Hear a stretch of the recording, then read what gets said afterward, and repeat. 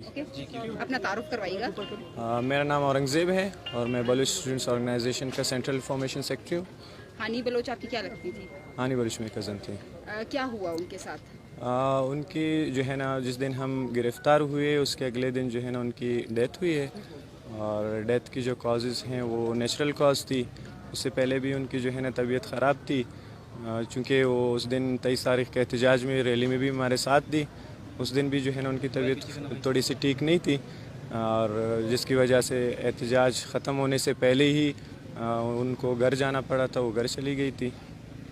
जिस तरह से इस मामले को एक रंग दिया जा रहा है कि पुलिस के तशद्दुद से वो सख्त जो है ज़ख्मी हो गई और हॉस्पिटलाइज थी, और हॉस्पिटल में ही जो है उनकी डेथ हुई है ज़ख्मों की वजह से। नहीं, हम तंजीमी तौर पर इस बात की तरदीद करते हैं कि इस तरह का कोई वाक़या हुआ है। ये एक नेचुरल कॉज थी। ये एक गलत प्रोपेगेंडा है जिसको फैलाया जा रहा है। बाकी वो हमारी साथी थी, दोस्त थी। हम उसकी पूरी जद्दोजहद को, जो स्टूडेंट्स के लिए वो जद्दोजहद कर रही थी, उसको हम सर सलाम पेश करते हैं। और वो एक मुतहर्रिक जो है ना कारकुन थी इस पूरे जद्दोजहद के अंदर।